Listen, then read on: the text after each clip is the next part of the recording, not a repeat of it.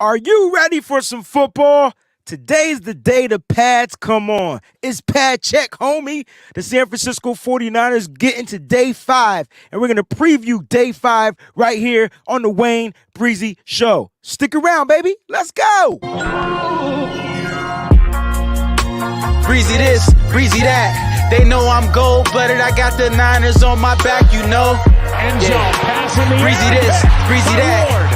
Ain't nobody working like Breezie, and that's a fact. Overmotivated is an understatement. Gold-blooded to the core, got your squad hating. Breezie make it look easy. Breezie on everything like 05067 Weezy. This is not a game. Yeah, we faithful in every way. And even though we on the East Coast, very loyal to the Bay. Heavy red and gold every day. And if you really a Niner fan, I know you can relate. Applying pressure with this content like Smaller Bear. We not accepting no slander about Trey, so beware. I stay in exclusively Niner hats, and I always tell the truth, this exclusively Niner facts. Breezie this, Breezie that. They know I'm gold-blooded, I got the Niners on my back, you know. Yeah, Breezie this. What's going on? I stay in exclusively Niner hats, and I always tell the truth, exclusively Niner facts. What's good, everybody? I hope you guys had a great weekend. It's Monday, Manic Monday, Music Monday, whatever you want to munch on Monday. I don't really care. It's good to be back. I hope you guys are doing well. Shout out to the Breezie's Bunch crew. They're in the building early. And when I say early, they were in here super early. Shout out to Jax Knox, who was here early. I mean, early before the show started, like 2 hours early, and that's what I like. She says, good morning, faithful. Hope everyone enjoyed their weekend. Today, pads come on, and hopefully my Jordan Mason can get it together. I'm excited about seeing everyone perform well. Thank you so much for that, Jax. Peachy's in the building. Good morning, Breezie and everyone. Let's have a great show. It's Pads Day, Kyle's favorite day. Laugh out loud. I get where you're going with this. Mike Ing is in the building. Marty Mar, 49er Empire is in the building. Tanisha's in the building. Good morning, Breezie and Faithfuls. I hope everyone is having a wonderful morning. My brother Troy is in the building. Troy, we are praying for you, my brother. I'm hoping your health is all well, man. Love you so much. Good morning, everyone. Day 414 in the hospital, but it's always Breezie's Bunch. Listen, man, we're praying for you, my brother. Stay strong, faithful. You do that, right? Whatever you got to do to stay strong, do it. And whatever you need from your boy Breezie, hit me up. Listen, you sent me a text message, and I just wasn't feeling that one. You weren't feeling it. The hat either. Like, it was ugly. Like, you know what I mean? It was real ugly. All right. Oh, shout out to my man Don't Bother Me is in the building. Shout out, bro. Appreciate you, fam. Marty Marr, I already shouted you out. Facts. The one and only Cinnamon Kiss is in the building. I call her Miss Sin. I can't wait to see you at the games this season. We are going to have a blast. Mike and Kim, Travel Buzz 710. Good morning, all Jedi. The return. My man Grant is in the building. 50 grand. That's what I'm going to call you because we homies now. 50 grand. We get it on one take, right? Sim is in the building. What's going on? Even if you're not a member of the Breezie's Bunch, I love you guys. Not in the Cali boy. I didn't read your contribution last time because I totally got sidetracked, and I do apologize. And if you just re-ask the question, I promise you I'll answer it right now. But I thought it had something to do with games attending. I can't remember. My brain sucks. But listen, hit me up, put it in there, man. I'll make sure I get to it, man. Shout out to everybody. Listen, there's a bunch of stuff in the description of the show. So what I want you to do is at some point, first and foremost, hit the like button. Hit that thumbs up on your way in. I already gave you, instructions on what to do. Is right there in the chat. So if you're watching on YouTube, it's right there.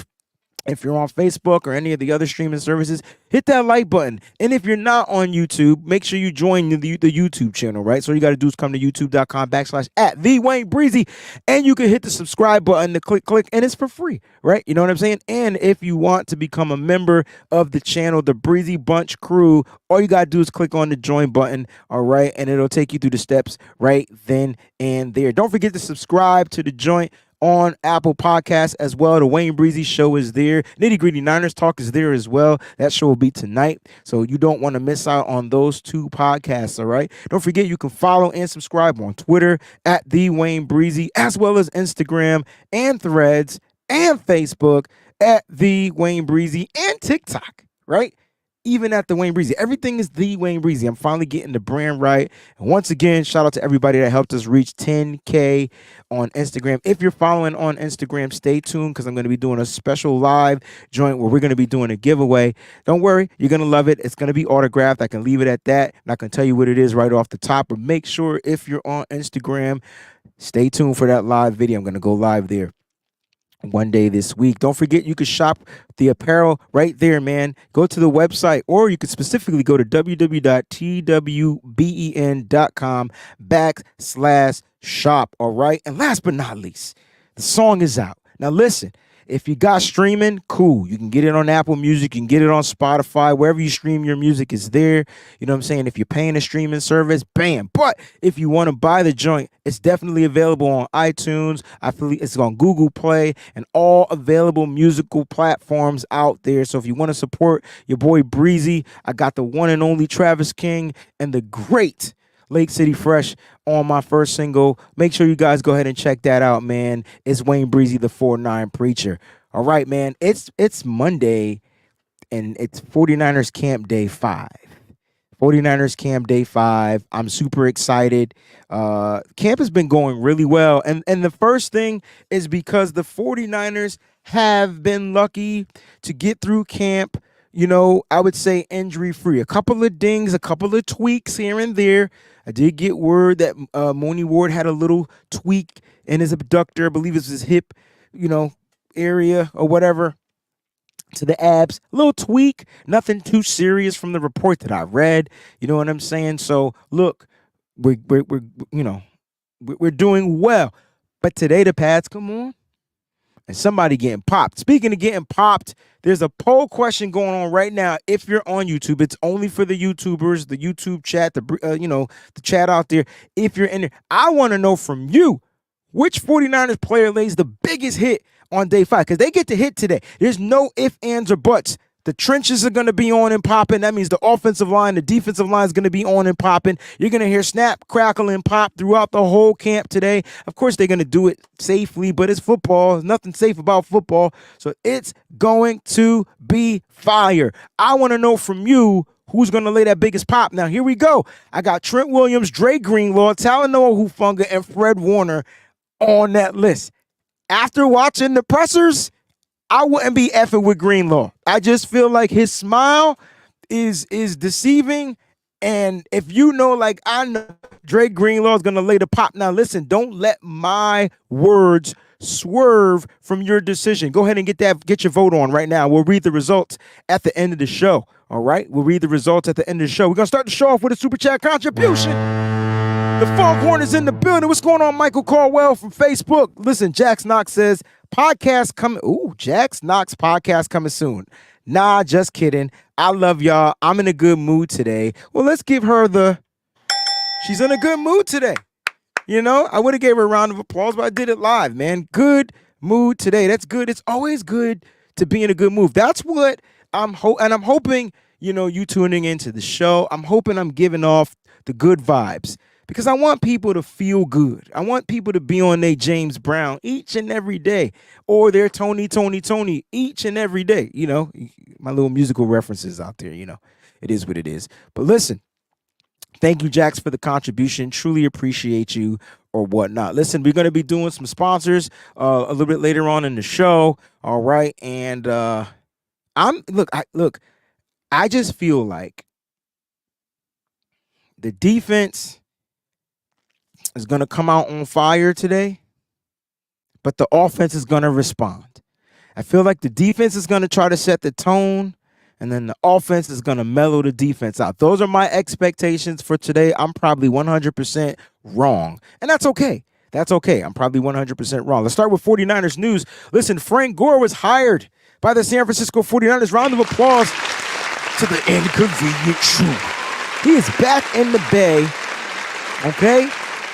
And we knew that something like this was going to happen because about a year ago, Frank Gore made mention he wanted to do some things with the Niners. He wanted to scout, you know what I'm saying? And now he's going to be advising the 49ers on specific players and skill players and things like that. So I'm super excited for Frank Gore to have him back in the Bay. To see him with Alex Smith at day 4 at training camp was amazing. Maybe Alex Smith, I know he may feel the organization did him dirty, but I think at this point he kind of understands his business.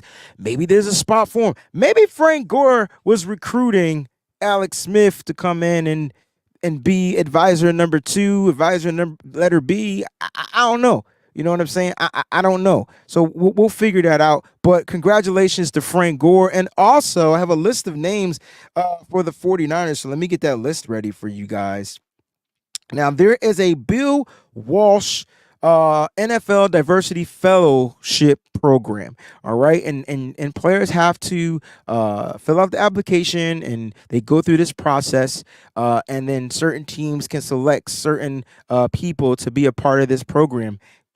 Excuse me. And the 49ers selected a few people to be part of this program. And one of those people was former or ex-49ers Deshaun the Hawk Goldson, right? Now, if you guys don't remember Deshaun Goldson,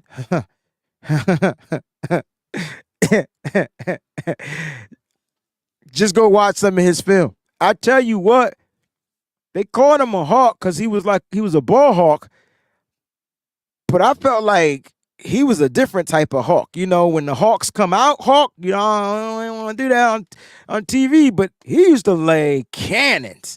I mean, back then, what did we call Deshaun Goldson and Dante Whitner, aka Dante Hittner? We didn't have the Legion of Boom, but they were laying boom sticks before that even took place. Like, you know what I mean? But I definitely love the fact that these guys are part of that program or whatnot.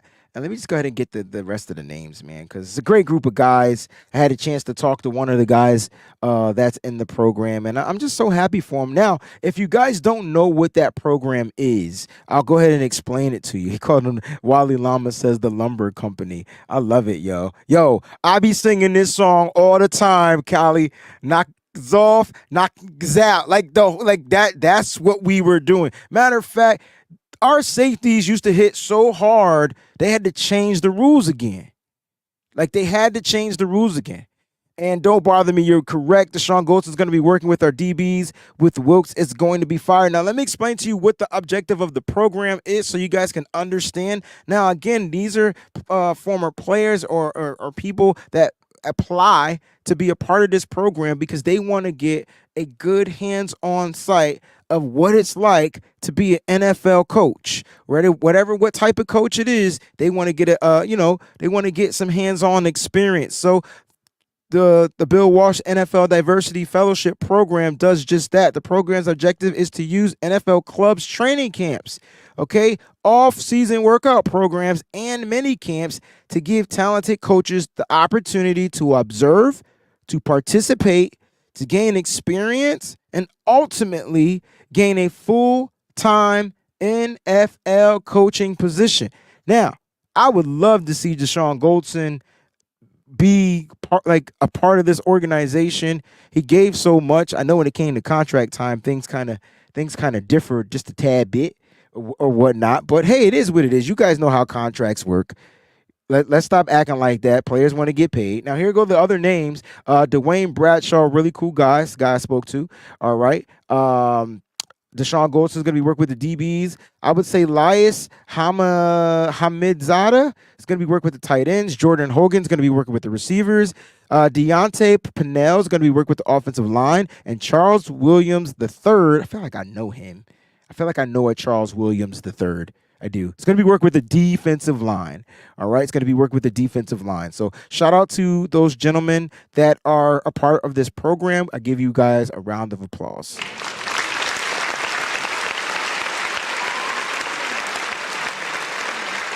All right, man. So that's the latest in 49ers news. Let's talk about what's going on as far as any reports. No really new reports out there other than the fact that Nick Bosa is continuing to hold out.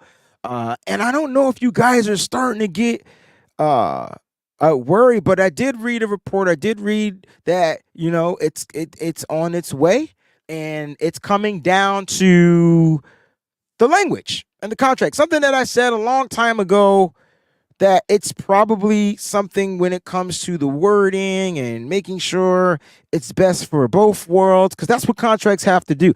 Contracts have to be best for both worlds. I see Case 49 says it's making him nervous. What are you more nervous about? I'm curious to know, and I'm asking you, are you nervous that he's not going to sign, or are you nervous that he's not going to be ready?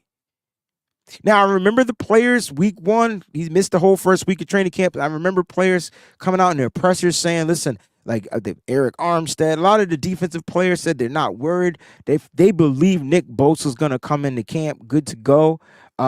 He doesn't have that track record where he slacks off in his off-season workout program. So I don't know if I'm necessarily worried about that. But the longer he's not there, I don't even know if it's more of being worried about his play or things like that. I think it's more just him building the continuity with the guys, getting into that rhythm. I know Nick Bosa ticks a certain way, but when you're looking at training camp and you're seeing Cleveland Farrell and the rest of the guys on the defensive end, and then you're looking at Drake Jackson and how he's, trending upwards, and these guys, like, that's a good thing for the 49ers, but does Nick kind of mess up that flow when he comes back? I say no. Personally, I think Nick is one of a kind. Steve Rose says there's no way Nick is not going to be a Niner. I agree. I agree with that. Kylie says he's not nervous or anything. Jack says people are talking about trading him. I'm like, no way. He ain't going to. If you want to trade Nick Bosa, I mean, that's your prerogative. But I mean, yeah, nah, you shouldn't even think that. My man 49er Jeff says Bosa is always ready for what I hear. I mean, here's what makes me not nervous about him coming back into a camp. He tore his ACL one year, and then the next year came back and was lights out in the NFL. Like, this dude just knows how to prepare himself. He comes from a football pedigree, so I know that helps. Like, you know what I mean? Like, I know that helps. But here's the thing that we don't get when Nick Bosa's not there. And I know a lot of people are looking at it from the defensive side. I'm looking at it from the offensive side. The more he holds out, like, I'm not worried about a Trent Williams.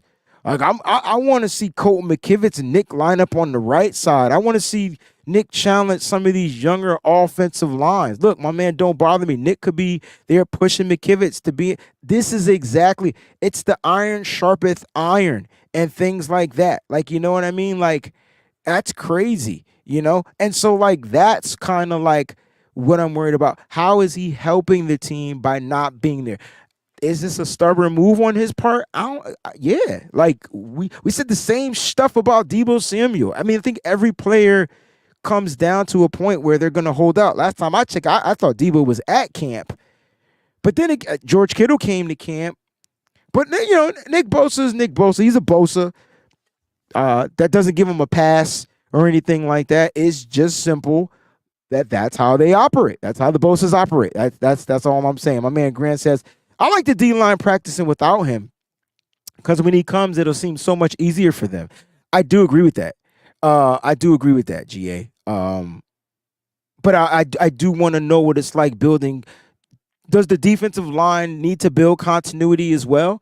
We always say the offensive line needs to build continuity, but does there need to be continuity amongst the defensive line? I know I'm asking questions, but that's just kind of like how I'm thinking about it. So him being near, they're playing. They look like they're playing great without him there, which is good because it's showing that the defensive line is progressing and trending upwards. But when he's there, does the defensive rotation act a little different? Like, do they act a little different? You know what I mean? See, this is why I like Jay and Ice, right? So Deebo was at camp on the side, but unfortunately, different expectations for different folks. So are you saying different strokes for different folks. I think that's kind of like it shouldn't be like that. Like I hate that. That's my biggest pet peeve. I feel like I've been on everybody's show saying keep the shit the same. If you're going to hold one player to expectations, hold them all to the expectations. That's kind of like where I'm coming. And this is not a shot at Nick. It's just he's holding out and nobody's talking about it. And I'm kind of curious to why we're not talking about it. Like, you know what I mean? So like, yeah, we it's a good conversation to have. I tell you what, I started something called Bunches.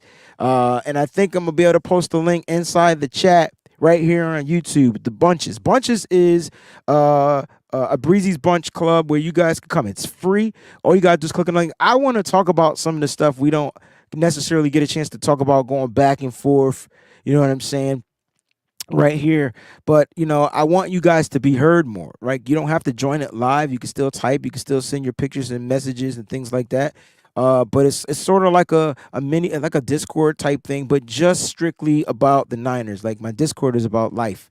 This is about the Niners. So if you want to become a member of that, I'm going to put the link in the show. It's called Bunches. Check it out. It's a dope group. We're trying to build it, things like that. It's free. It doesn't cost you a dime or a penny. But I would love to get some of your takes on, you know, some of these things that we're not really discussing out in the forefront. I want to know how you guys really feel about situations. So Nick Bosa continues to hold out. You know, the injuries are pretty much the same. Let's talk about the quarterbacks rising on day 4. Now, if you got a chance to watch the 49ers clip that they put out, what a great clip. You saw Brandon Ayuk doing his thing. Sam Darnold was looking like half man, half amazing. Trey Lance looked amazing again. Like you had Chris Conley, who I said Chris Conley was going to be a veteran that will make this team. And if he continues to do what he does at camp, the wide receiver room is going to be the toughest decision to make. Toughest decision to make. You drafted one. You got a bunch of undrafted guys. You got a bunch of veterans you signed.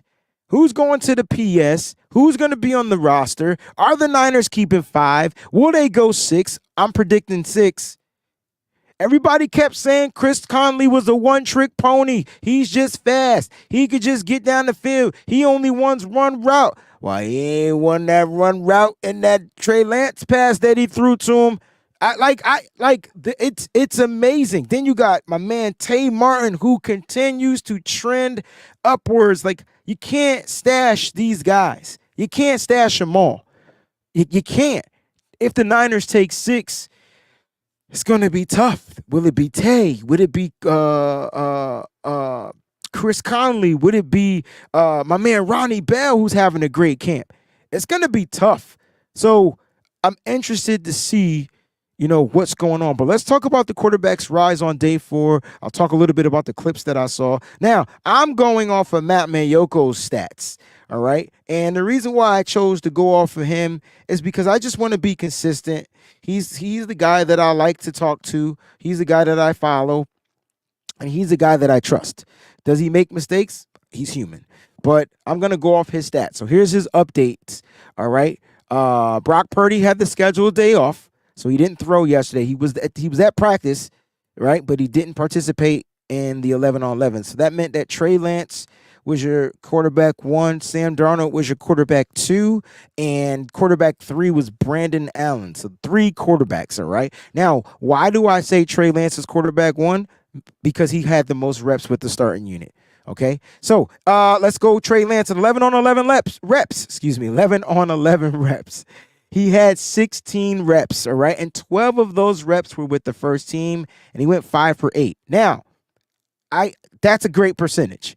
5 for 8 is a great percentage. To me, it's a great percentage. I mean, you know, I could just do the math. Let's see, I got my calculator right here. Yes, I use the calculator. It's 2023. All right, so he went 5 for 8. And don't act like y'all ain't using the calculator. 63%. It's not bad. I feel like quarterbacks throughout the year, the good ones, they hover in that 60% mark, and the highest probably be like in the 70% if they can make it to that. But I thought that was pretty good for Trey Lance. 63% is what I got. 5 for 8. Had a couple of touchdowns, if I'm not mistaken. Looked good. Looked really good. Looked really good. I don't know why Trey Lance isn't getting the fanfare. I know he had an off day on day 3 where he went 2 for 5, but to me he progressed. And here's the thing, like according to everyone out there, you know what? Let me just finish reading the stats. I'm sorry, I get sidetracked. Sam Darnold, 11 on 11 reps. He had a total of 16 as well, so they split the reps, but he only had 4 with the first team. He went 7 for 9 and only had 4 with the first team. So he had 4 with the first team, and then, which is weird because I'm trying to figure out who was that on that first team offense, because if I'm not mistaken, Brandon Ayuk and Deebo Samuel should have been on the first team offense, and you know what I'm saying? So so those passes that we saw, those clips that we saw must have came from the first of his 4 reps with that particular first team. Brandon Allen, 11 on 11 reps. He had 8 total. He went 4 for 5 passing. All right, so those are your quarterback statistics. Trey Lance with the first team. Now, I put this disclaimer out there because I know Trey Lance had a bad day, and this is not an excuse for him because you got to be good on no matter what team you go on. But first team, it just seemed like Trey Lance, the first time he practiced with the first team, he did good. The second time he's practicing with the first team, he did good. Now, he had a couple of misses, and I think a couple of them were for touchdowns. He could have had touchdowns, but no interceptions. Again, Brock Purdy, if I'm not mistaken, is the only quarterback in training camp that's thrown an interception so far. Had a couple of interceptable passes from Trey Lance, if I'm not mistaken, but they weren't intercepted. So if they weren't intercepted, then they're not interceptions. But if they're intercepted, then they're interceptions. It's different when you're talking about sacks because there's no pads. But today we can talk about sacks. They still won't be able to hit the quarterback, but you get where I'm trying to go. Like if the guy is there, they'll still let the quarterback get the throw off, but they'll count it as a sack. So those are the quarterback stats. I thought all 3 of the quarterbacks played well. I am a little confused to why Trey didn't have any, or at least from what I read or saw, didn't have any. He didn't have Brandon Ayuk and Deebo Samuel. It was kind of weird to me. Did anybody get anything different out there? Because that was kind of a little weird. And the Sam Darnold got the Deebo, Brandon Ayuk package. No shot at Chris Conley and the other wide receivers on the squad. I'm just curious to see, I wonder what Trey Lance would be like with those guys if he's doing it with the guys that aren't your 1 and 2 wide receivers. So this could be good news if you look at it. I'm the half glass full or empty. I don't know which side I'm on, but at the end of the day, like you can find optimism in it. Like he played well and he didn't have those guys. If you want, if you don't want, it's up to you. If you don't want to, but I think the quarterbacks are doing a pretty darn good job overall. I think the more Brock Purdy is out there, the more he's going to trend upwards. I think the more Trey Lance is out with the first team, it's something about that first team. He's going to continue to trend upwards. And Sam Darnold, dominated with the second team like that. And that's kind of like what I expect. I don't expect Sam Darnold to look like trash against the second team defense. Trey Lance is against the first team defense, and Sam Darnold's against the second team defense. So I don't expect him to look like trash, but I'm happy to see that all the quarterbacks took a trend upwards on day 4. Today's day 5. They're going to have pads. The offensive line will be able to protect. The defensive line is going to be able to attack. So it's going to be interesting to see which quarterbacks move. I believe Brock throws today. I know Kyle Shanahan explained it in the pressers, like 2 on, 1 off, but it's not 2 back-to-back. I don't know. It's weird. But yeah, so we'll talk about that. All right, guy that's doing ultimately well, and I'm calling him the ultimate warrior, is Brandon Ayuk, because there's no one, I don't think, in the NFL that's having a better camp than Brandon Ayuk. And here's the thing. From Brandon Ayuk, and I'm not comparing him to this guy, but I'll explain my reasoning in a second.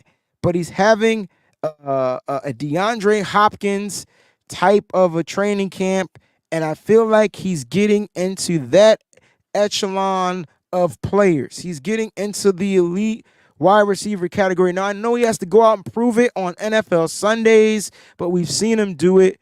We're talking about BA. I'm calling him BA 2K. I know it's going to be hard to get 2,000 yards, but I don't give a that's what I just feel like that's what he's going to be. He's going to be that dynamic, right? So I'm calling him BA 2K. I know he's BA 1K or 1A BA or whatever it is Kyle Juszczyk called him, but he is what he is. He's a dominant football player. Here's why I put him in that category. I remember DeAndre Hopkins. He must have caught touchdown passes from the most no-name quarterbacks I've ever heard of in my entire life. And I feel like with Brandon Ayuk, now that he understands what it's like to be an NFL football player, you heard him talk in his presser, you heard Kyle Shanahan say, he's clicking on every facet, every level. I just feel like it don't matter who the quarterback. It doesn't matter who the quarterback is at this point. It could be Trey, it could be Brandon, it could be whatever. It could be a little guy named Bonk. I don't think it matters. BA is gonna go out there, find a way to catch that pass, whether he has to dive for it, jump for it, reach for it, put one hand out. If it comes right to him, like he's just on another level. And this is why I'm calling him the Ultimate Warrior, because this dude in practice is going 100. Like he's going 100. You know what I mean? And so I'm excited to see what BA is going to be able to translate on NFL Sunday. So shout out to BA who continues to work hard. I'm calling him the Ultimate Warrior. With the pads on, I feel like he's going to only be more aggressive. You know what I'm saying? What's going on, Mariah? My sister's in the building. What's good, girl? BA the GOAT. I just feel like now that you're going to put pads on, I mean, good luck. Like, good freaking luck. Like, the dude is only going to be that more dynamic on the football field. Because if let me say this. I don't think there's a more dangerous wide receiver in the NFL than Deebo Samuel. But if Brandon Ayuk has the Deebo Samuel mindset, oh sugar snaps. That's scary. Now you got two wide receivers that's gonna look to do damage. Like, since when do wide receivers want to oppose their will on defensive backs? That's the difference between the 49ers wide receivers and the rest of the wide receivers in the NFL. That's all I'm going to say.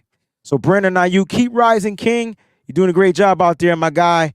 The Ultimate Warrior. Yeah, that's what I'm going with him. Brandon Ayuk. Let's talk about who to watch. Brandon Ayuk mentioned Deshaun Jameson. He called him number 22 in his presser. I know we spoke about him before. This kid from Texas is just rising. Yeah. He continues to trend upwards, and as long as he's staying helpful and he has the opportunity to trend upwards, there's a possibility that this undrafted rookie finds a way on this squad, the 53-man roster. Now, it's going to be extremely hard. You know what I mean? It's going to be extremely hard, like super hard. But there's a possibility. He's trending upwards. Now, the 49ers got a bunch of DBs. That's another room to watch. Like, how many do they keep? I mean, I know they got to keep 4 and 5, and then do they go 6? Another room to watch. As far as corners, it's going to be another room to watch. Also, he gives you the return. I saw the 49ers working on a return game yesterday at training camp. So it's going to be interesting, but that's a kid that I want you guys to keep your eye on. And if there's a player that is not a rookie that I want you guys to keep your eye on, I'm going to go with TDP. They asked about TDP. They asked Kyle Shanahan about TDP yesterday, and he said he's just, it's like night and day. He said he came into camp, just different. Those are my words, summing up what Kyle Shanahan said. But if you paid attention to Kyle Shanahan, there's something about TDP that he loves. I don't know what that is as of yet because we haven't seen much of it. But here's why TDP will make this roster. He's got to be a Kyle Shanahan guy. So I feel like he's just going to get the whatever, right? Remember we drafted him with our second pick, and we were like, what the hell? No one thought we were going to take a running back. Anyway, I'm saying that to say this. Kyle Shanahan said in the presser that TDP was given the opportunity last year and unfortunately had an injury. So Kyle kept trying to get him in the game. There was nothing like he kept trying to get him in the rotation. Whenever there was an injury to Mitchell, if TDP was available, he went with TDP. If TDP wasn't available, he had to, go to Jordan Mason. Now I know a lot of people want to know, does Jordan Mason trend downwards? And that's my question. Maybe no one's asking that, but I'm asking that. 3 fumbles already in camp. I don't have the full context of how he's fumbling. I don't have the context, but he does have 3 fumbles in camp. Now, the last time I checked, Kyle Shanahan doesn't do the fumbling. That's not a thing. My man CJ Gray says, Breezie, the Laburn kid is way better out there than TDP. Hey, he gives you another speed burst, another dimension. You know what I'm saying? But it's gonna come down to little small things, right? Can Laburn play on special teams? Can TDP play on special teams? Or do they keep Jordan Mason and pick between those 2 guys? So it's going to be interesting. It's going to be super interesting to see how the running backs room pans out. But I tell you what, today they put on pads, CJ. So if they can't pass protect, then we're going to have a whole other problem. You feel me? Like a whole other problem if they can't pass protect. That's the scary part, all right? If they can't pass protect, all right? So we're going to figure that out today. They're going to have pads on, guys, rushers, blitzers. Oh, shit. It just hit me that the 49ers have on pads and Steve Wilkes likes the blitz. It just hit me. Oh, snap. Like literally just hit me. Oh, man, I'm praying for them out there today, man. I'm praying. But TDP, man, keep your eyes on him. First day at camp, he had a great day. Nice. He had that.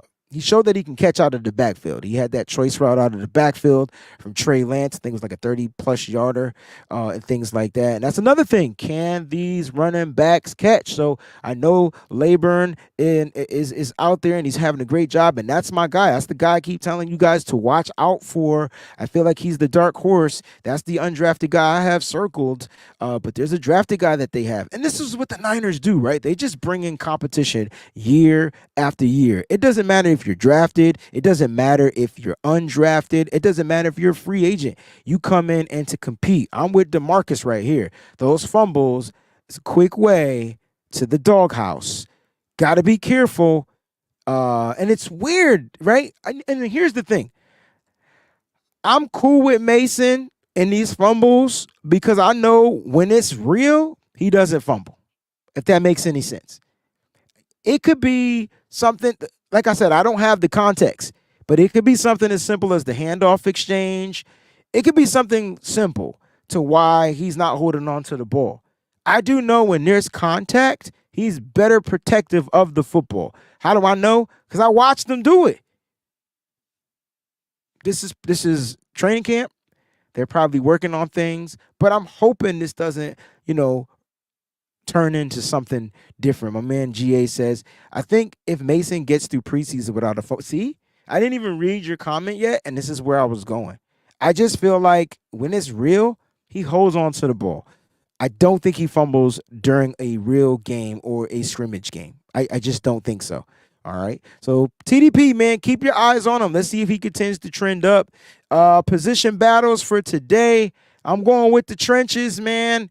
I don't know if Trent Williams is practicing today. He had a veteran day yesterday, but if he is, I'm going with the trenches. And I want to see if Drake Jackson has something for Trent. Like, does he have a trick up his sleeve? Can he get that bend and get around Trent a little bit? Today's the day we're going to find out. So, position battles, I'm going defensive line versus offensive line. Today's the day you can actually start seeing who's going to win the battles. I'm going to keep it a buck with you. When I went to the Senior Bowl this year, this is what I paid attention to. And I'm not even a trench guy, but I wanted to see who had the get off, how they attacked, which ends had moves, how could the interior get through the offensive line, which offensive line could hold their blocks without getting penalties. Like, I don't know. It was just so exciting. This is where you heard a lot of the pop too. Like, this is where you hear the contact and things like that. It's dangerous in the trenches. All right, I'll leave it at that. So I'm going offensive line versus defensive line. All right. Hey, that's the quick recap of day 4. Shout out to John Lynch. He actually spoke and thanked the fans, man. Round of applause to our GM. I feel like he doesn't get enough credit. I just feel like he doesn't get enough credit. You know what I mean? But John Lynch came out, spoke to the fans. I thought that was so dope. And he charged us. And I know people might not have heard him charging us, but he charged the fans. Listen, he told us what we did well. Okay? And so he's asking us to continue to do it well, continue to do it better, continue to bring that energy, that fire home and on the road. Now, I know I'm going to be on the road with the 49ers Rush road trip camp and with John Chapman and the crew. So if you know me, the energy is going to be in the freaking building, and it will always, and I mean always, be through the roof. Now, if you're going to join myself, John Chapman, the Rush Road Trip, there's the link right there, www.49ersrushroadtrip.com. Get your tickets. Pittsburgh, it's packed. I don't even know if there are any more tickets. I believe we're at capacity for Pittsburgh, but we'll figure it out. All right, get your tickets. We're going to be at 5 other places. We're going to be on the road a lot. I'll definitely be at the Cowboys game. That game is going to be dope because I'm going to be out there that week, a little bit around Thursday, Friday, early to shoot the music video to Faithful to the Bay. All right, Faithful to the Bay is going to be shot during the week of the Cowboys game. I want to get Cowboys fans said I want to just get it all in that video. That's something about the Cowboys that does something to me. It puts me on another level of energy, and so it's the perfect time to shoot that video. But I will say this, and I'm with you, Debster. Can't wait for the Cowboys Rush road trip. Listen, the Cowboys 49ers matchup for us that were born, I would say in the early 80s and before the 80s. So 80s and below, like, oh, maybe even 90s and below if you watch football at that time. Like, for some reason, like, that team is worse than any NFC West matchup. The Cowboys.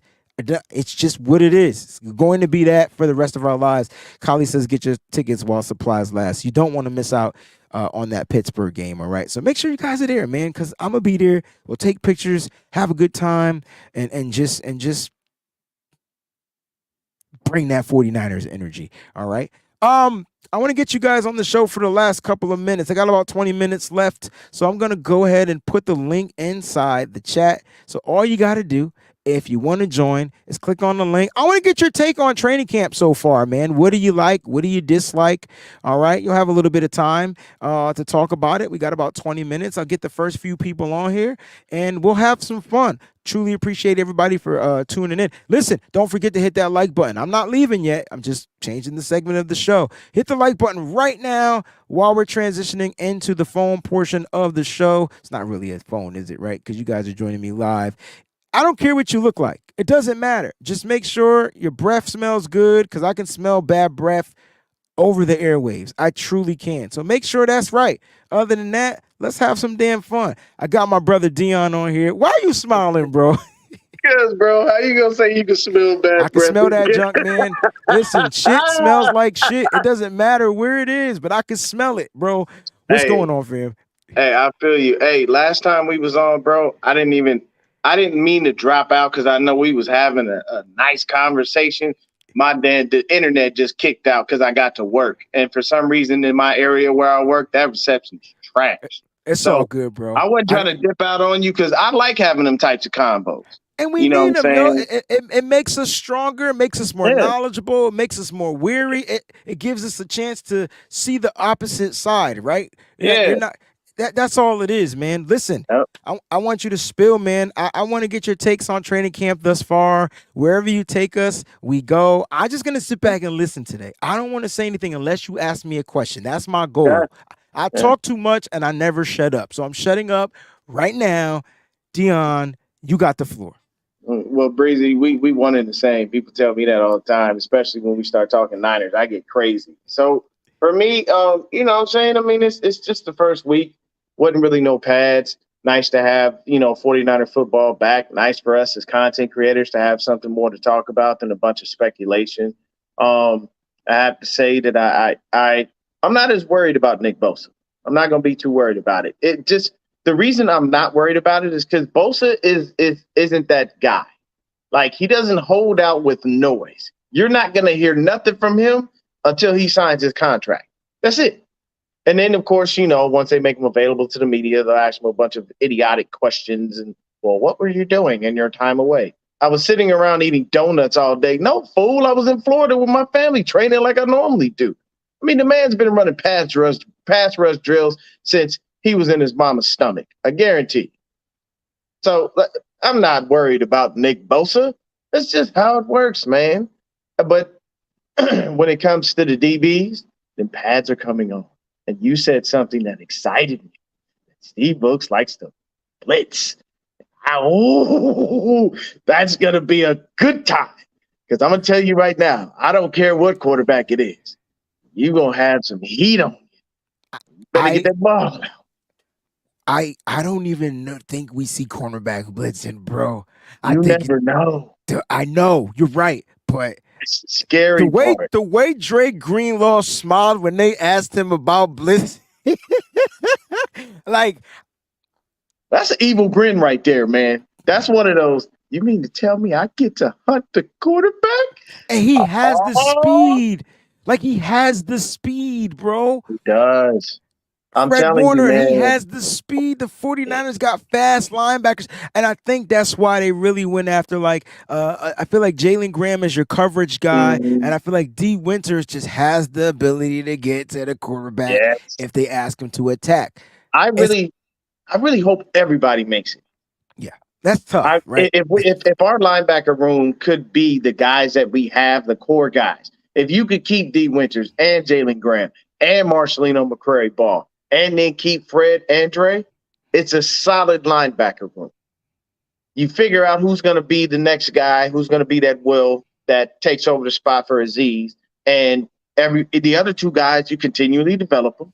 You put them on special teams, and you tell them, hey, get out there and make some plays. You know what I'm saying? D. Winters, you better get in shape because I believe in you. I've seen your tape. You are an amazing player, but I heard you came to OTAs. A little out of shape, bro.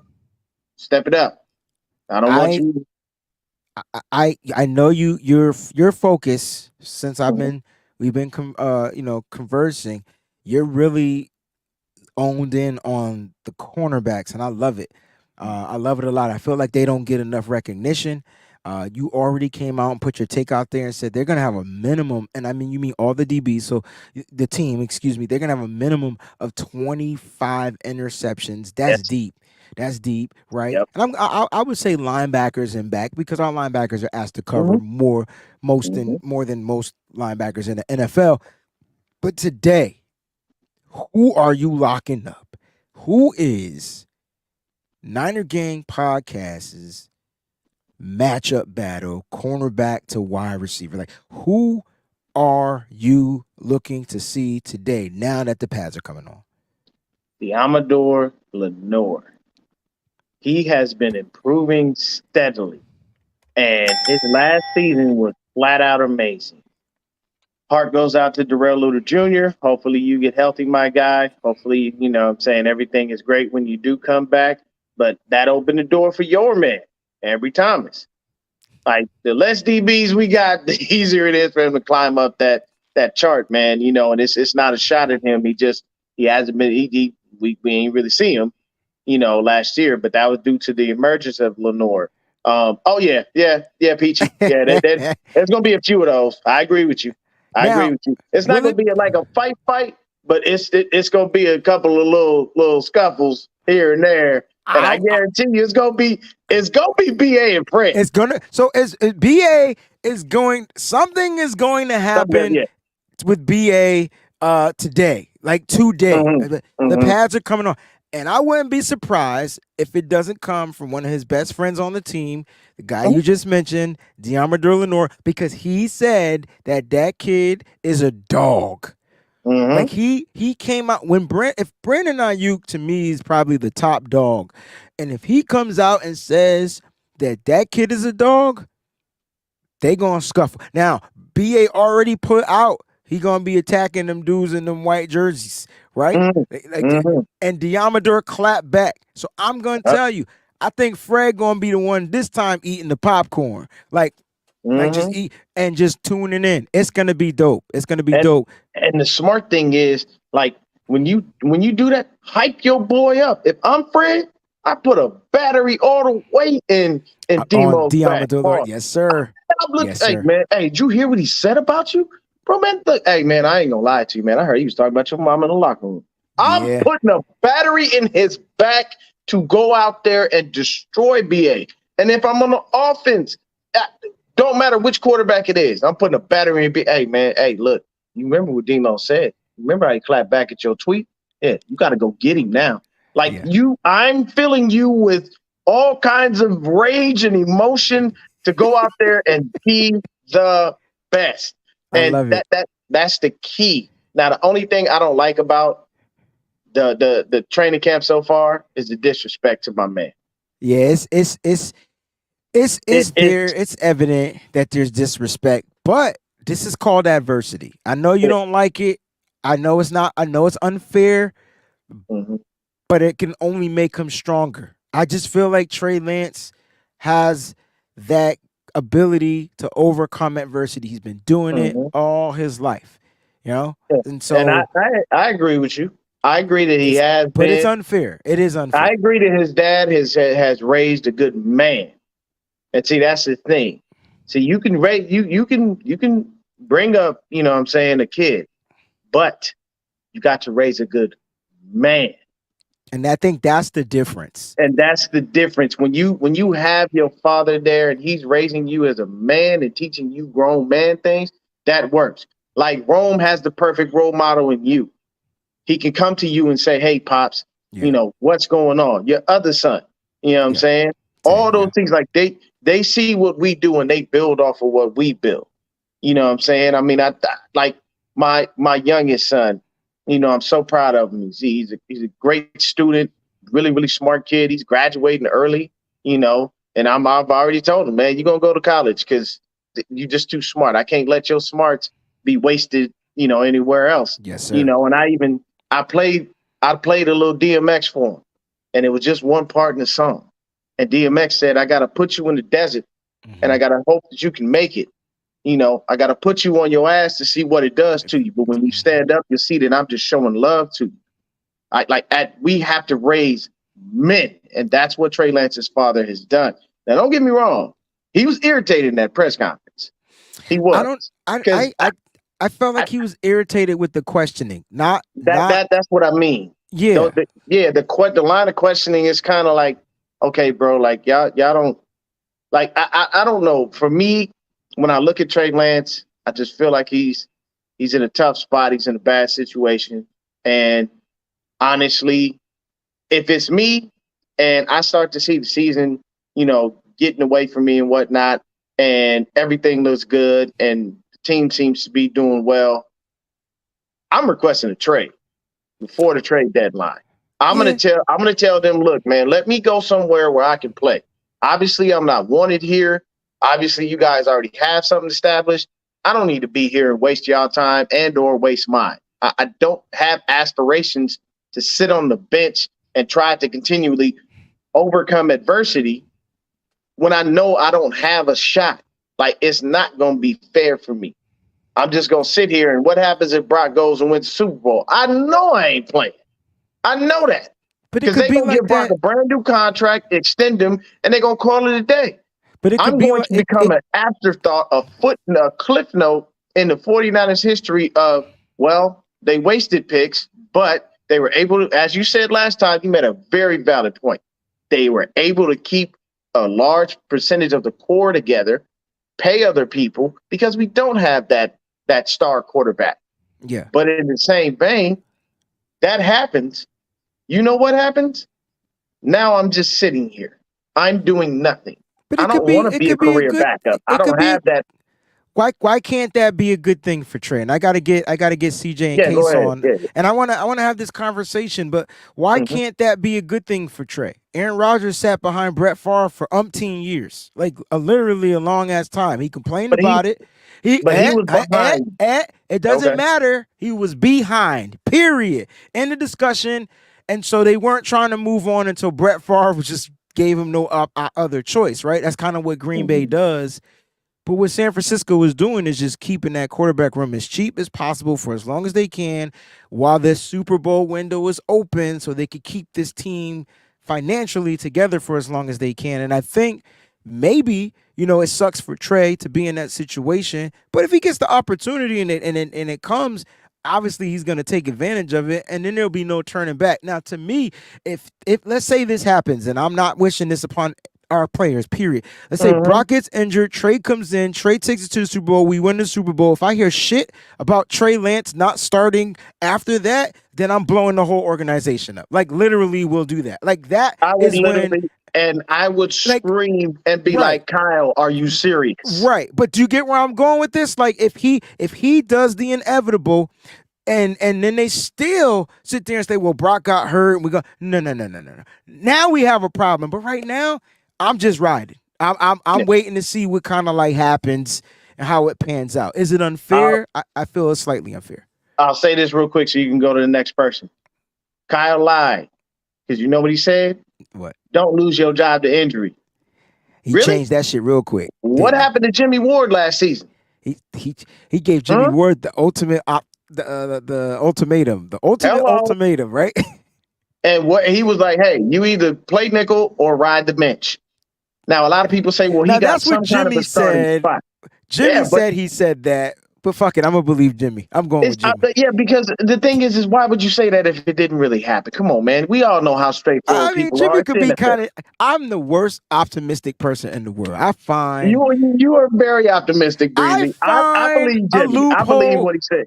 I'm not saying I don't, but Jimmy was also tight. He knew he wasn't going to get paid, and he didn't give a fuck at that point. That's my optimism. Leave me alone. I'm getting out. Lance lost his job to an injury. He did. So, Kyle, don't say that no more because you done proved. You done literally proved that you don't do that. Peace, Breezie. Nothing but love to you, baby. I can't wait to see you in Arizona. Yes, sir. It's going to be on. This time we good. They don't have it in Mexico. I'm picking you up from the airport. I'm going to make sure you get you some food in your stomach, my guy. Drop you off. Wherever you got to go, you don't Uber or Lyft, man, you call me. I am your guy while you are in Arizona. I will make sure that you are solid, my dude. I told my wife that weekend, I was like, hey, Saturday, Sunday, I'm taking to your mama's because I'm be gone. Me and my dog gonna be chilling. We gone. You didn't tell her you was gonna take her to her mama's, bro. You trying to get you gonna be on the couch the next week. Listen, I want to keep the household happy. You know what I'm saying? We're gonna find a way to have a good time, bro. We gonna figure it out, baby. Be easy, Breezy. Love you know what I'm saying? Everybody out there, continue to, support this guy, man. He out here putting out this fantastic content. Nothing but love, baby. Thank you, man. Peace out, man. Oh, that was funny. Shout out to my man Rich is in the building. He says that shirt is fire. Yo, I forgot where I found it. I can't remember if this is John Chapman put me on this shirt or I can't remember, but I found it. I copped it. It says Cap and it got the fist up there. I'm mad it's in New England colors. They could have put like a black logo in here or whatever, but it is what it is. CJ, what's going on, baby? It's good to have you back, bro. I know you took a hiatus break. I understand. Trust me. I had to take a little break too. Yeah, can you hear me? I can, but it's kind of crackly. Yeah, I don't know why that would be. Exactly. I mean, we gonna rock with it because I want to hear what you got to say. So it is what it is. Man, it's been a long off season. I had to unplug, man, because man, it gets exhausting year after year after year after year having to talk about the quarterback, and having to talk about how we don't have an established guy and who should be the guy, and people having these camps and, oh, I want this guy or I want this guy, and if you don't agree with me, you a clown. And that's an exhausting way to be. This whole Trey Lance and Brock Purdy situation, one has played 3 complete games and the other has played 7 complete games. I just don't know how you can be extremely emotional and be so confident in either take, either way, because neither is really done enough for you to even be able to have a hard take on what's going on with these guys. And because like Lawrence has played, Fields has played, Mac Jones has played, Zach Wilson has played, and we kind of developing a template of what we believe these guys to be, pretty much. And they've all started 20 or more games. So we're sitting there having this high level discourse about people who have started 3 and 7 games prospectively. And so that's what's been really rough for me to do. Like Brock Purdy is going to be this great quarterback and stuff like that. And Brock Purdy is, from a stature standpoint and a physical talent standpoint, is kind of comparable to like a Case Keenum. And that's kind of the name I've been throwing out there to people a lot, because he took the Vikings to the playoffs, took them on a deep playoff run, and then what happened? The Vikings was like, we're going to go get Kirk Cousins. And Kirk Cousins ain't like a top 5, 7 guy or anything CJ, like that. And they just said, hey, man, we moving on to Kirk Cousins. CJ, I don't know if I want to stop this conversation, because you just mentioned a name up here, and it's the mother freak is gonna be a free agent next year, and I just, if you just, the fact that you spoke it into the atmosphere, and you didn't say we would go get him, but you mentioned his name, and now I'm kind of thinking, damn it, will the 49ers be in a situation like that next year to where Kirk Cousins becomes available? I am not reiterating anything that Mike Florio was putting out there, because he has been the ultimate Kirk Cousins go-getter guy. That's not what I'm doing. But damn, it just seemed like the page that we're writing, you just brought up a story I forgot about. And what happened in Minnesota? Will that be San Francisco next year? And so the story ends. Case Keenum goes on to Denver, and now he sucked. And now He was he's back. trash. Now he's a backup. And now he's a backup quarterback. And I can't remember who he's backing up at this point, but I think he's in Cleveland or somewhere else. I think that's where he was at. But I'm not saying Brock is that, but I only reference that stories because that keeps Keenum and Brock Purdy are relatively the same size, got about relatively the same arm talent and so forth. And so when you are a guy that just plays with a mental game, and you're just running your offense and stuff like that, that might carry you deep in the playoffs, but eventually you're going to need a guy that has got something else. Like the coach called, it ain't working like it was drawn up, and you got to make something happen out there. And I just don't know if Brock has those types of skills to be able to do that in these big games or the Super Bowl or these high leverage moments, especially after coordinators have seen him for a long period of time. And then Trey Lance, people saying, "Oh, this guy's a bust. He's played 3 complete games," and so yeah, of course, yeah, he's got this problem with his short passing game and being consistent with it, but he has everything else. So it's like, if he can put it together and get this short game going and get that timing and rhythm down he doesn't have to be 90% completion on those passes like Brock Purdy. He could be 80%, but if he could still give you that special downfield, or he can make a play when the play isn't there type situation, that's going to fill in the gaps of that. And so I just encourage people to just let things play out and then discuss it as after it's played out and you have a significant body of work to really judge somebody on. And then now we got these crazy people talking about, man, Sam Darnold is doing great in camp. This is practice, man.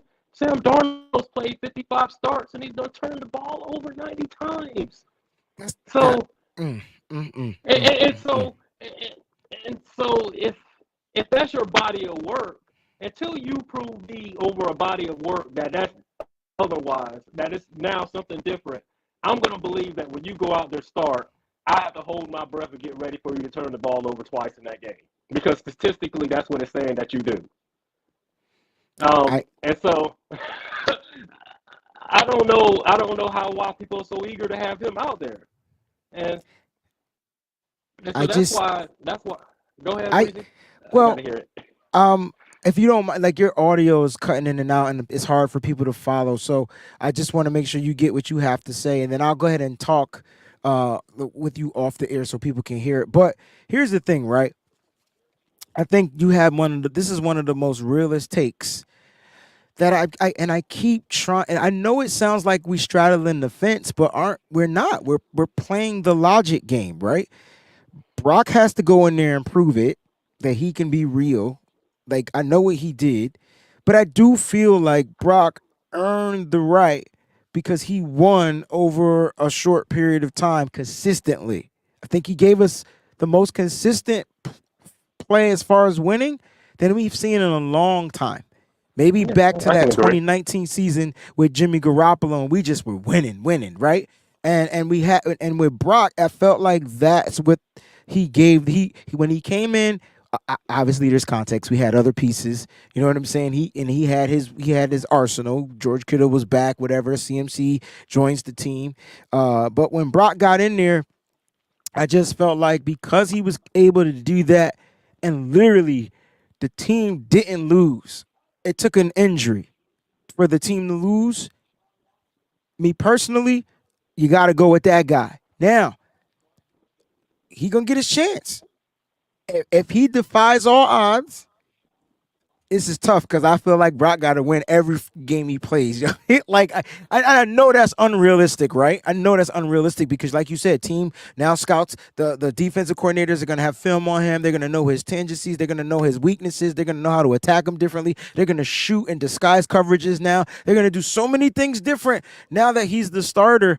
But if he goes out there and continues to do things, play well, help this team win certain games, then I get it. Like I get why they went with him. It was because he built that continuity to where the team was winning.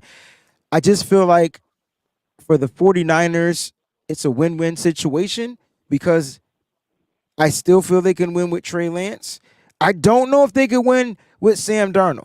They won with Trey Lance. They've won with Brock Purdy. Those are the facts. They haven't won with Sam Darnold, and you just put out his context. In the NFL, he's trash. So it's hard. And I hate to use that word, but he's not good in the NFL. In practice, he can woo us all the time, and it's good. You want to see quarterbacks throw great balls in practice. You want to see them. He's going against the best defense in the league. That we say that, right? A lot of people out there in the media world feels the Niners have this tough number one defense. Cool. It's good to see he's getting better. But then what happens when the lights come on? What happens when it's on a Sunday or a Thursday night or a Sunday night or a Monday night? If he has to play, will he still be able to give you that what we saw in practice? And that we just don't know yet. So I feel like I like your take on this whole thing. We just kind of got to let it unfold, right? It's not about Brock being better, Trey being better. It's just about the way it is now.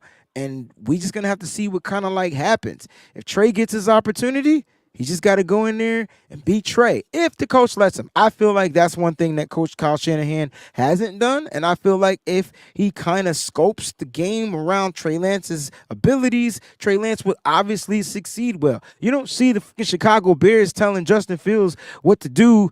Like they dial up certain things for him to make him gain positive yards, to feel better. We watched it with Cam Newton. That's the type of quarterback you got with Trey Lance.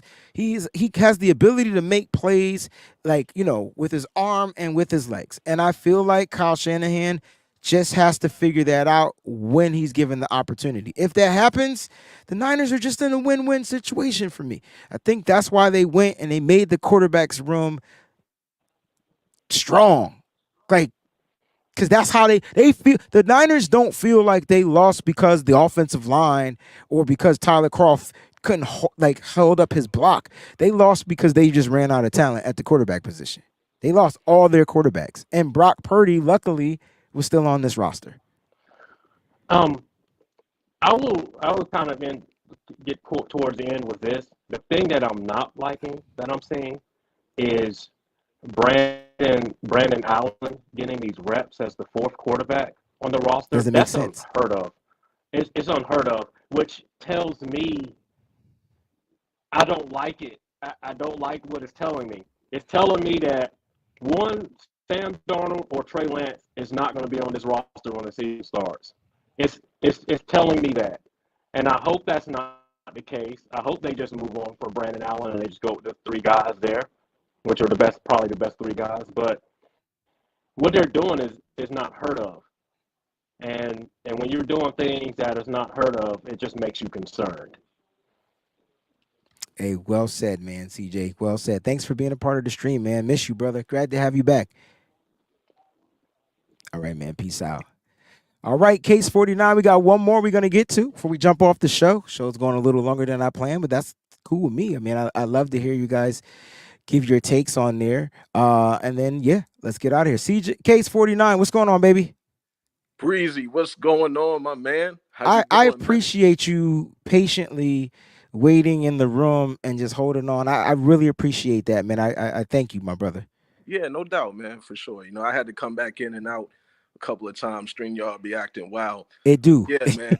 Shout out to you, though, man. It's good to talk to you, man. I feel like I've known you my whole life, for real, man. Just Appreciate because that. I've been watching you over the years, and I seen you come up a long way, man. You the hardest working one out here in the business. Thank you, You know what I'm brother. saying? Like, I be walking around talking about, nitty gritty. It's that 9 to talk. You know what I mean? Like, Don't like it, come better on, take a better walk. take I a love walk. it. You know what I'm saying? We're not playing around here. So shout out to Breezy, man. Give Appreciate yourself you, a bro. clap. Give yourself a pat on the back. Thank you, bro. No Appreciate that. doubt, no doubt. But yeah, man. So the way I feel about the situation is, I think a lot of people is upset because of all of the narratives that's surrounding the 49ers right now. Like, you know what I'm saying? They're not really listening to what's actually being said. Like me personally, you can listen to who you want to listen to, but me personally, I like to listen to Kyle Shanahan. I like to listen to the players, you know what I mean, and see what they have to say about the situation, because that's really where you're going to get your real information from. And I know they're not going to tell you too much, but you can read body language, you can read into things that they say and stuff like that. But I just feel like we got a Super Bowl team. Like everybody is out there balling right now. I'm so happy to hear about Drake Jackson stepping up to the plate. Like I always had faith in the kid. I knew he was going to do it. So that's finally coming to fruition. I'm hyped to hear that. I'm hype about TDP. I always have faith in TDP too. TDP is a monster, y'all. I Like, do not sleep on TDP. He is a young monster in the waiting, and y'all about to find that out. Kyle really likes TDP. I think he's way better than Sherman for sure. You know what I mean? absolutely. But They had zero problems of letting Sermon go. And to me, Sherman, they had zero problems. I think now they're gonna have problems. Like who who won't make. I think it comes down to the running backs core. I think it's gonna come down to who do they feel may make that practice squad if they let go. I think it's a game. right, Yeah. yeah, yeah. Hopefully we can retain the people that we like. We usually pretty good about doing that. So hopefully we can stay along those lines. But with the whole quarterback situation, I kind of don't agree. You know what I mean? Okay. And it's nothing against nobody's opinion or whatever, but I kind of don't agree that Brock Purdy should just automatically be the starter based off of what he did last year. Okay. I mean, to be honest with you, of course, we want to take into context, like he came in week 13. You know what I mean? He had fresh legs. Like the defenses he was playing, that Tampa Bay defense, Miami defense, like where these defenses rank? You know what I mean? Like Good what was point. Tampa Bay defense like for real last year? They was old and slow. He was just running up the middle for touchdowns and stuff like that. But I take that into context. I look at the fact that we was already on a 4-game winning streak with Jimmy. The offense was clicking. Yeah, they wasn't scoring 30 a game, but they were scoring like 25, 27, Great pretty point. close. So it was already hot. It was already a hot team. He took over. He had fresh legs. He played great, and he beat Seattle. Yeah, Seattle is trash to me though, Breezy. Like I don't know. Like I'm not sold. They talking about Sam Darnold could be the next Geno Smith. I don't want Geno Smith either.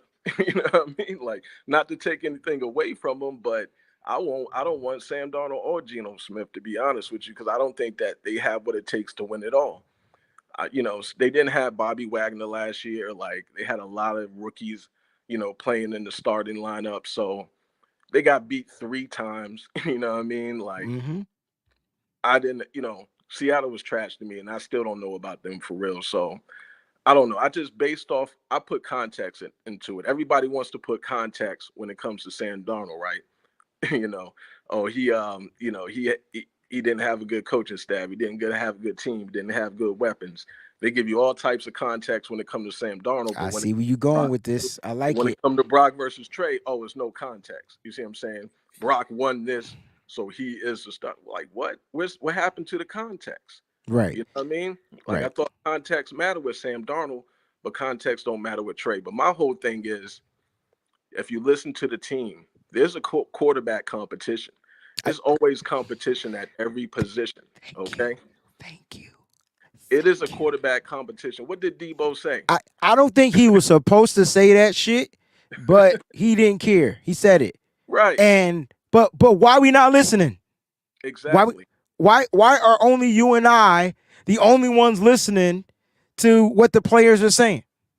That's okay, but we gonna say it. So Because we up there's there. a We gonna competition. talk about And it. so here's what you said, and I'm not clapping back. I gotta give you props for saying this because I've been on this train. Because I know I said, well, what Brock did last year was good, and he deserves to be to Right, be not the leader. Let me rephrase what I'm saying. He deserves to be the leader in the clubhouse. Is that better? He deserves right, to be the leader in the sure, clubhouse. There's a sure. quarterback competition, and may the best motherfucking quarterback win because that's what. But here's the thing. The context that we don't add to that is Kyle controls the competition. And see, that's Right, where it gets weird, right? right, Because Brock gets all the reps and then Trey splits the reps. Does, right. do you, But that's this the not fair, whole thing. though. That's not fair. What it should be, and correct me if I'm wrong, if you were the head coach, and I know this is weird, but if this is a real competition, which I believe it is, then you would have Brock reps one day, Trey reps the next day, then fuck it, Sam Darnold the reps with the ones the next day, and then whoever is progressing the best with them ones, then they can start getting more reps with the ones as camp starts to dwindle down to preseason. But that's not how it goes.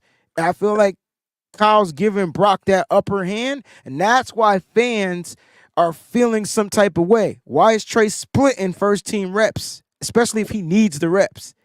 What I would say to that is, I would say everybody just needs to relax. You know what I mean? Relax. There it is. Because we don't know what Kyle Shanahan is looking at. Good We point. don't know what he's doing. He's a Good point. mastermind coach.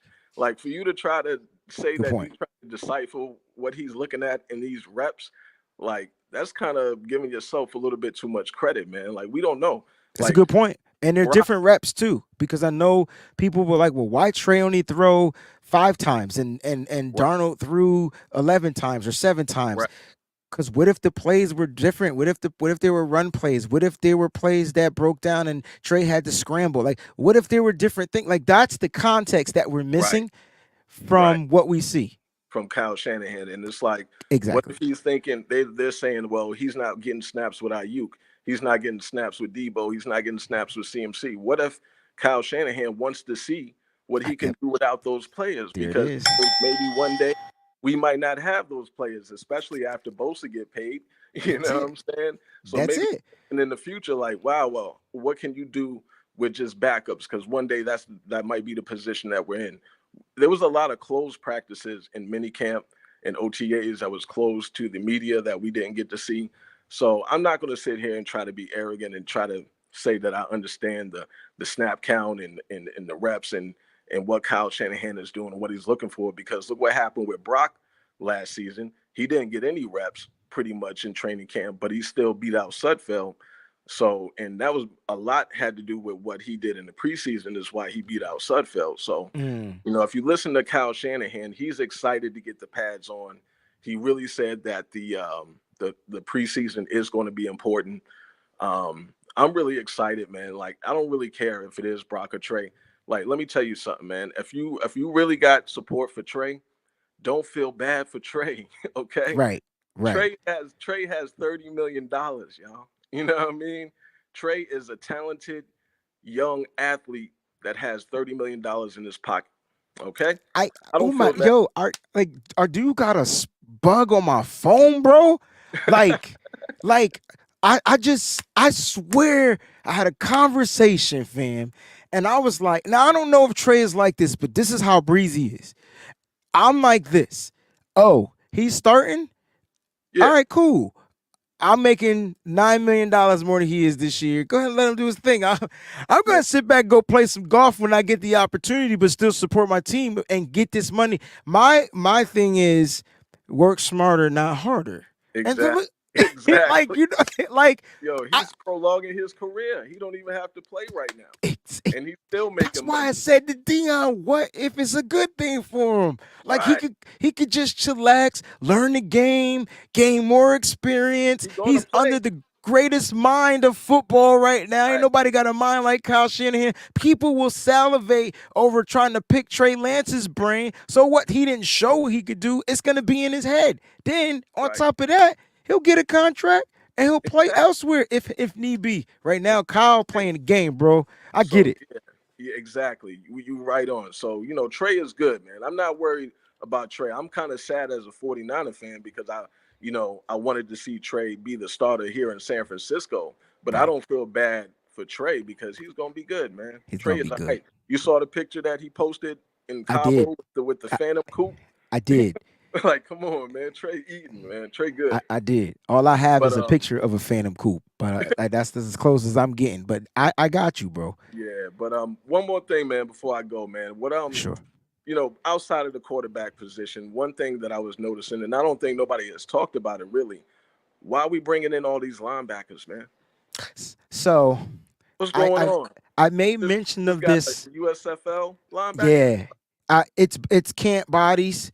Okay. I made mention of this on another show. I don't know if it was mine or somebody else's show because I did question it. I was questioning the health of Greenlaw, but then I was like, he looks really good, but I don't think they Yeah, have him go as hard. Like when you become that veteran, I think you good. So you work yeah, in some other people. Things happen throughout the regular season, like injuries, right? And so, yeah. if Just the something was, linebackers though. yeah, You there you think they go. might not like what they see out of D winners? No, I think D Winters is gonna be just fine. He could have come into camp a little He not looks a as little in small, shape. man. Right, right. So Yeah, it could be that. But the Niners love that, right? yeah, So yeah. who's gonna be the redshirt guy this year? It's usually an offensive lineman. Well, the Niners didn't really address that except for in the undrafted pool. They didn't Right, draft any. right. So who's gonna be the redshirt guy? It might be D Winters. Why? Because they got Dre Greenlaw playing.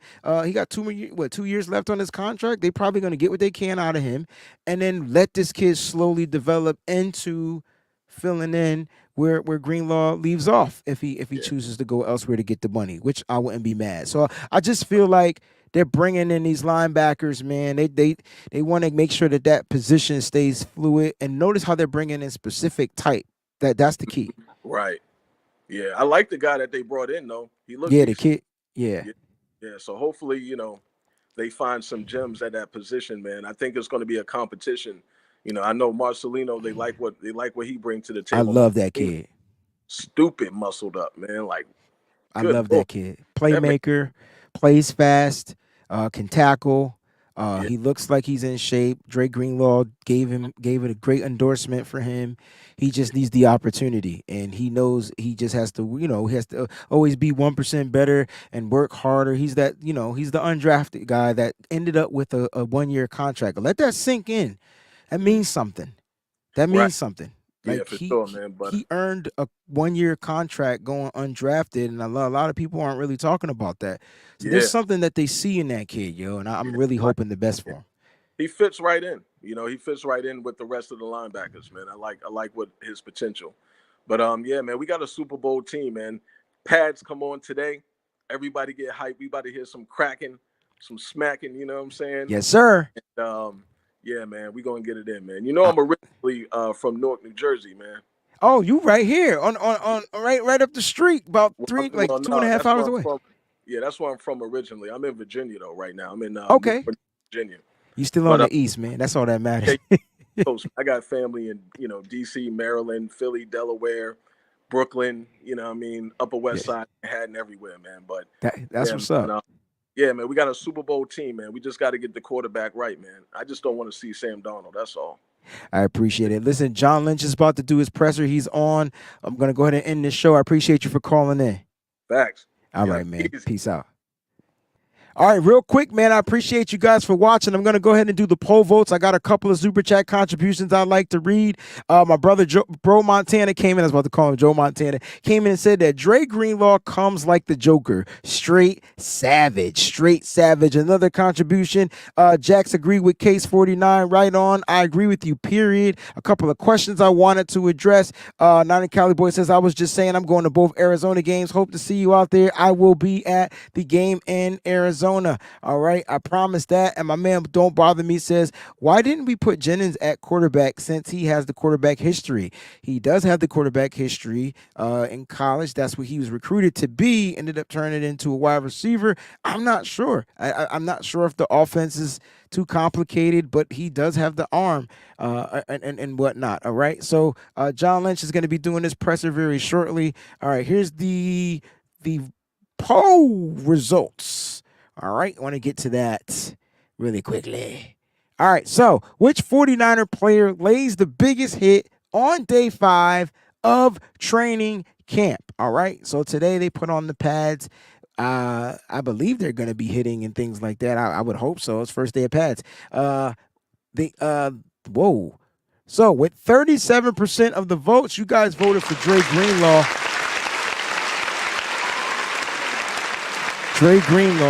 Now, if Trent Williams gets like 5 or 6 pancakes in today's practice, he's getting mine. He's gonna be the guy. I put him in there. I put one offensive guy up there or whatnot. But guys, I appreciate you guys, man, for tuning in, man. It's Monday. We're back. Niners camp is officially on and popping. The pads are on. Get yourselves geared up, baby. You already know what time it is. Love y'all. Stay up. Stay faithful. Always keep it nitty gritty. We'll be back tonight, man. 7 p.m. Eastern Standard Time with the crew.